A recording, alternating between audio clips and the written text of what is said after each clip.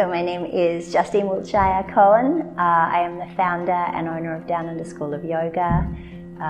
We began 18 years ago.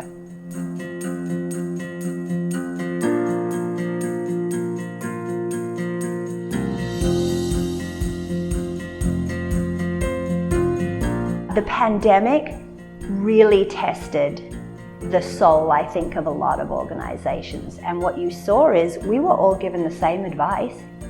I had 3 locations, every corporate gym had multiple locations.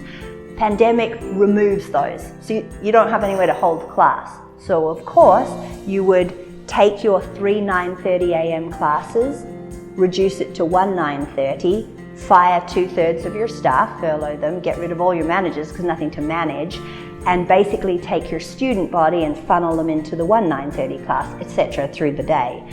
The problem with that is people's lives. We said we're going to go under before we lose a single teacher or manager. So we're keeping everyone on board. And it was just, I mean, those days were incredible. It was like pivot, pivot, pivot. I had teachers calling me being like, please, I don't even need to be paid. Don't lose a manager. I know we don't have jobs. They all then set about creating new audiences, and the on-demand library, which is now our pre-recorded library you can do from different time zones or different countries, was birthed. So we were like, okay, we've got to get a new audience.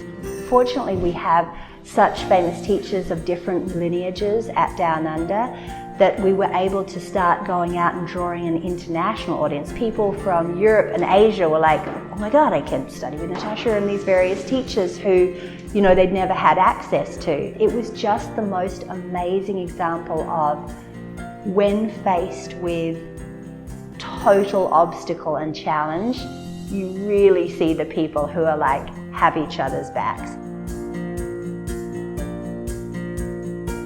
I look back on that time as maybe the most exhausting and exhilarating months of my professional career, and so much a testimony to what this place is.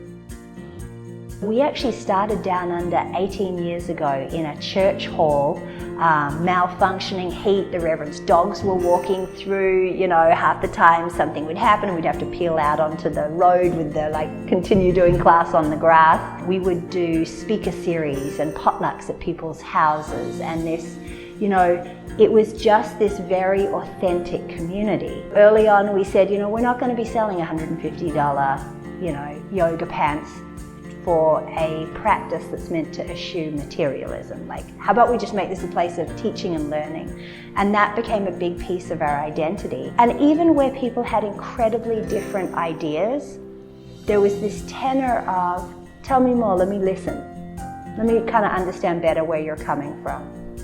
And I think that really is the soul of Down Under, is a willingness to be in the complexity of community.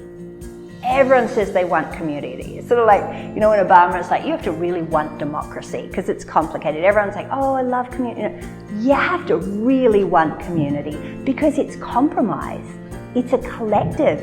It's not always getting your way. It's listening and oftentimes choosing a middle path between 2 rights.